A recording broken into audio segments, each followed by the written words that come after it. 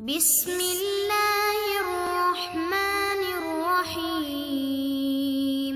السلام علیکم ورحمۃ اللہ وبرکاتہ۔ امید ہے آپ سب بخیر و عافیت ہوں گے۔ آج ہم سیاہ ستہ کی عظیم المرتبت کتاب سنن ابن ماجہ کے سبق نمبر 37 کو پڑھنے جا رہے ہیں، اور ہمارے آج کے سبق کا عنوان ہے یہ حدیث پاک لا تمنعوا اماء اللہ ان یصلین فی المسجد۔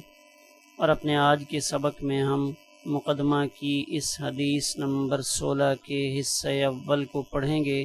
اپنے آج کے سبق کی حدیث پاک کو پڑھنے سے پہلے ہم اپنے گزشتہ سبق کے خلاصے پر اور اپنے آج کے سبق کے خلاصے پر ایک نظر ڈالتے ہیں۔ اپنے گزشتہ سبق میں جو کتاب کی حدیث نمبر 15 کا تیسرا حصہ تھا، ہم نے ان 4 عنوانات کی تفصیل کو پڑھا۔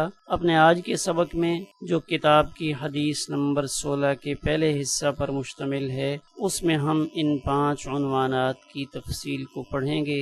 آئیے اپنے آج کے سبق کی حدیث پاک کی جانب بڑھتے ہیں۔ بسم اللہ الرحمن الرحیم۔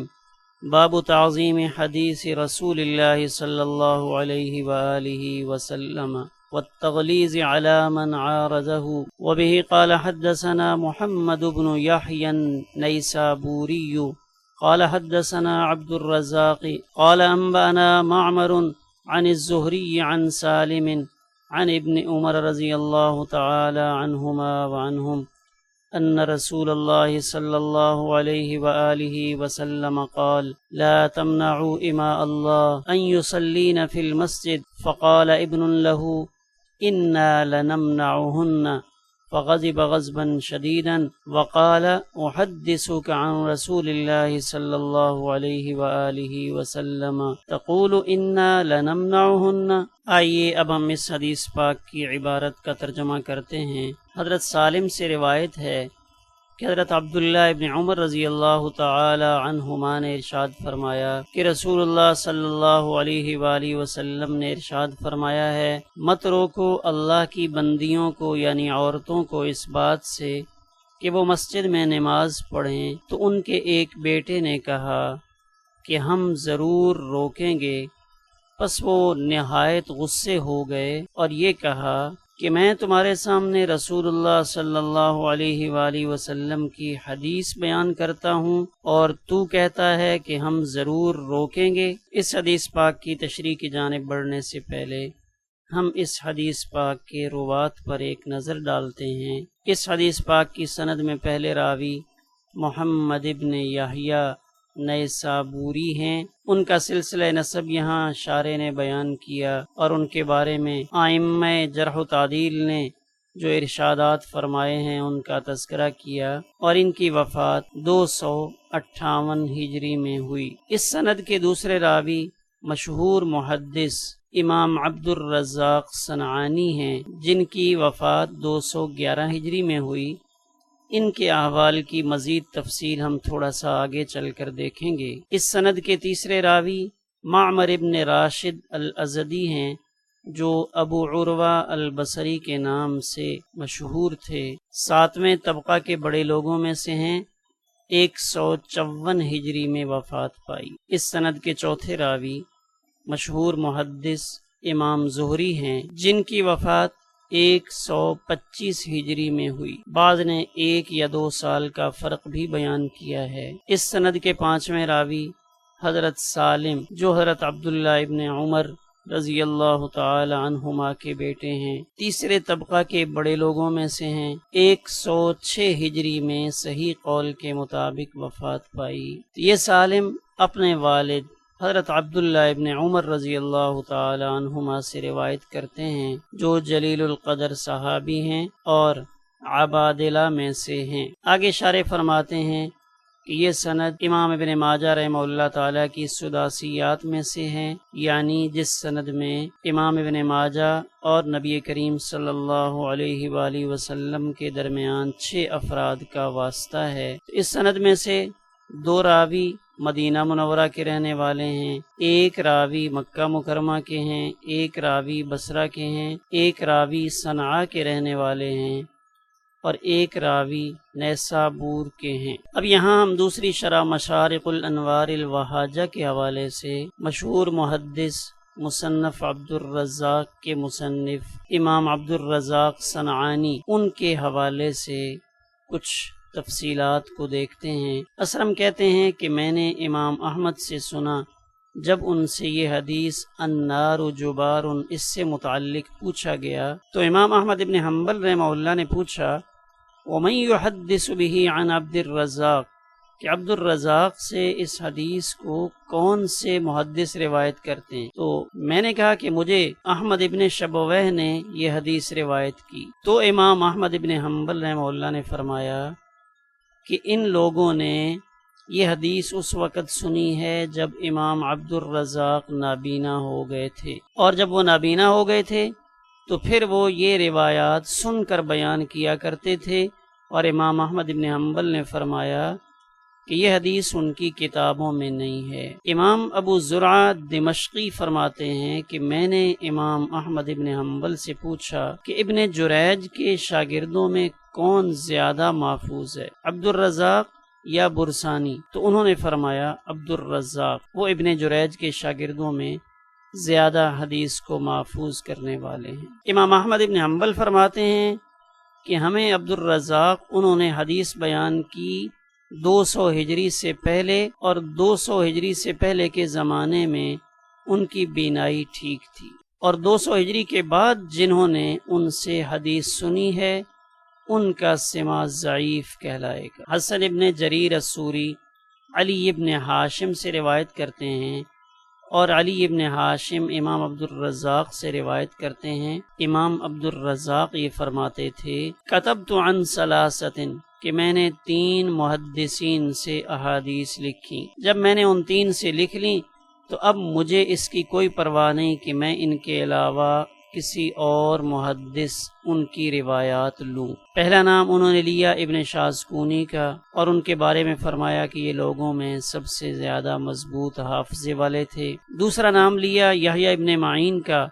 اور ان کے بارے میں فرمایا کہ یہ لوگوں میں سے فن رجال کے بہت بڑے ماہر تھے۔ اور تیسرا نام امام احمد ابن حنبل کا لیا، اور ان کے بارے میں فرمایا کہ وہ لوگوں میں سب سے زیادہ مضبوط تھے۔ یہاں شارح فرماتے ہیں کہ امام عبد الرزاق سے ان کے مذہب سے متعلق سوال کیا گیا کہ آپ کے وہ اساتذہ کرام جن سے آپ نے احادیث لی سارے ثقہ ہیں اور سارے اصحاب سنت ہیں، یعنی سنت کے پابند ہیں، چاہے وہ معمر ہوں، مالک ہوں، ابن جریج ہوں، ثوری ہوں، اوزاعی ہوں، تو یہ مذہب آپ نے کن سے لیا ہے؟ تو امام عبد الرزاق نے فرمایا کہ ہمارے پاس جعفر ابن سلیمان آئے تو میں نے ان کو بڑا عالم فاضل پایا اور بہترین رہنمائی کرنے والا پایا، تو یہ مذہب میں نے ان سے لیا۔ امام عبد الرزاق صنعانی ان سے متعلق یہ تفصیل اس لیے یہاں پہ ذکر کی جا رہی ہے کہ مصنف عبد الرزاق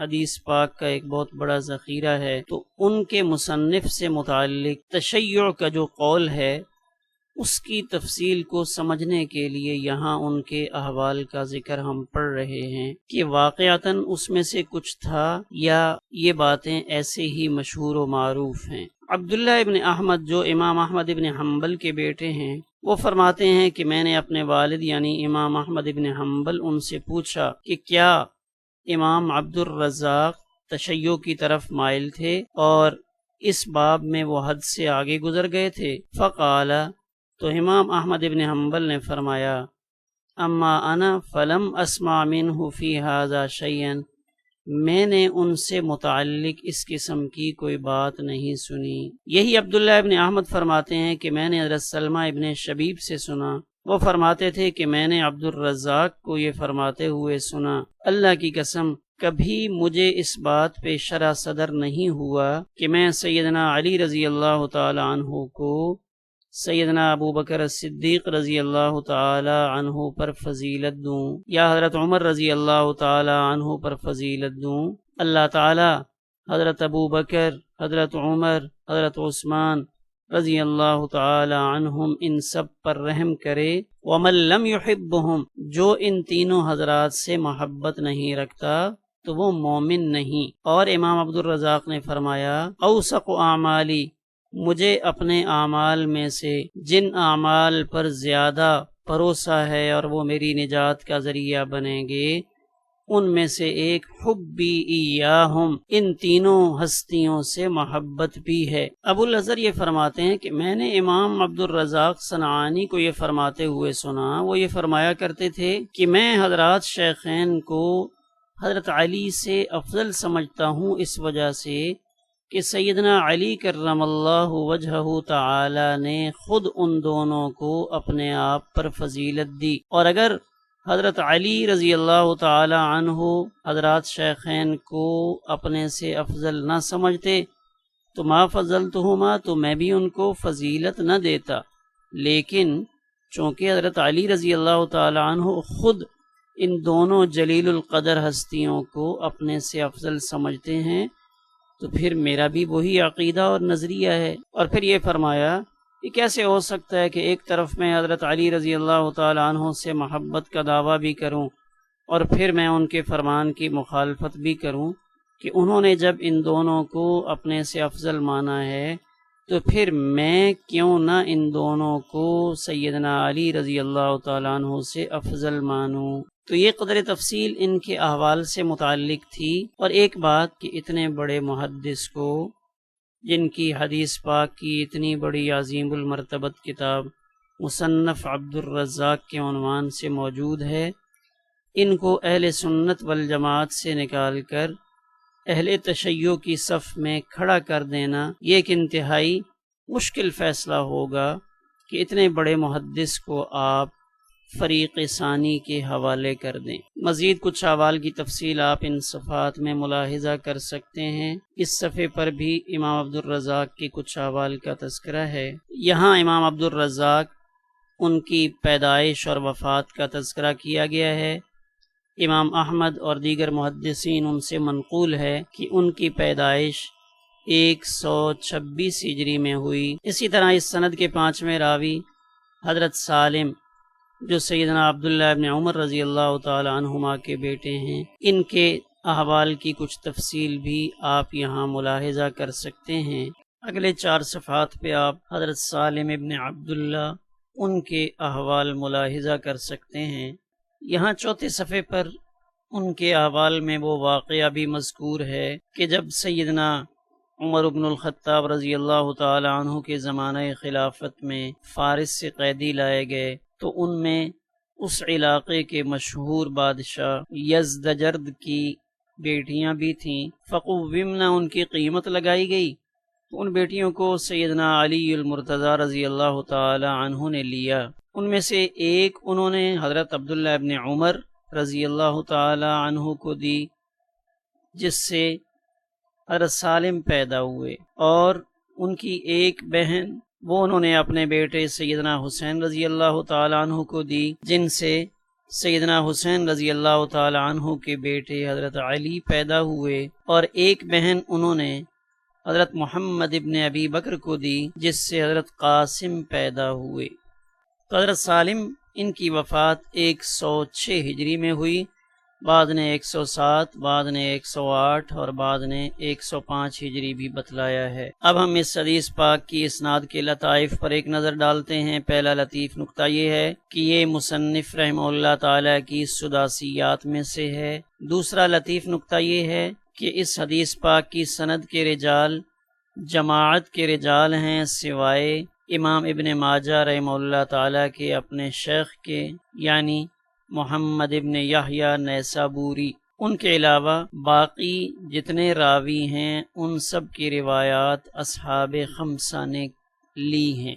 تیسرا لطیف نقطہ یہ ہے کہ اس میں 2 راوی مدینہ منورہ سے تعلق رکھتے ہیں اور 2 یمن کے علاقے سے تعلق رکھتے ہیں۔ چوتھا لطیف نقطہ یہ ہے کہ اس میں بیٹے اپنے والد سے روایت کرتے ہیں اور ایک تابعی دوسرے تابعی سے روایت کرتے ہیں۔ پانچواں لطیف نقطہ یہ ہے کہ اس سند کے اندر حضرت سالم موجود ہیں، جن کو بعض اقوال میں مدینہ منورہ کے فقہائے 7 میں شمار کیا جاتا ہے۔ چھٹا لطیف نقطہ یہ ہے کہ اس میں سیدنا عبداللہ ابن عمر رضی اللہ تعالی عنہما موجود ہیں، جو عبادل اربع میں سے ہیں، اور مکثرین سبعہ وہ 7 صحابہ جن سے کثرت سے احادیث منقول ہیں، یہ بھی ان میں شامل ہیں، اور ان سے 2630 روایات منقول ہیں۔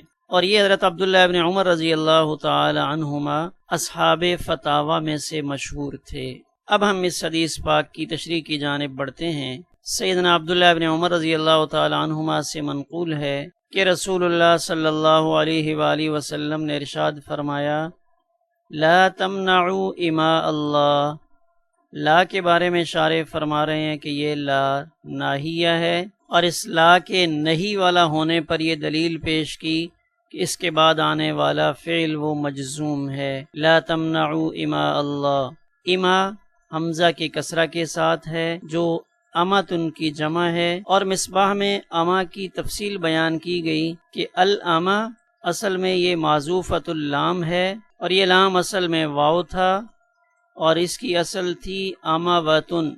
اسی وجہ سے جب اس کی تصغیر لائی جاتی ہے تو اس کی تصغیر امیتن آتی ہے، اور اصل میں یہ امیوتن تھا، اور جب اس کی تصغیر لاتے ہیں تو پھر اس کو کسی مرد کا نام بھی رکھا جا سکتا ہے، اور اس کی تثنیہ اماتان آتی ہے، اور اس کی جمع آمن بر وزن قازن ہے، اور اماء کتاب ان کے وزن پر ہے، اموان اسلام ان کے وزن پر آتا ہے، اور کبھی کبھار اس کی جمع اموات ان کے وزن پر بھی لائی جاتی ہے، جیسے سنوات۔ یہاں شارح فرماتے ہیں کہ حدیث پاک میں اماء اللہ بول کر عورتوں کو مراد لیا گیا، تو یہ اماء اللہ کی تعبیر یہ نساء کے مقابلے میں اوقع فی النفس ہے، اس لیے کہ اس لفظ کو بولنے میں ایسی مناسبت ہے جو مناسبت ان کے لیے اباحت کا تقاضا کرتی ہے، اس لیے کہ اس حکم کو معلق کیا گیا ہے ایک ایسے وصف پر جو عورتوں کے ساتھ مناسب ہے، گویا کہ یہ کہا گیا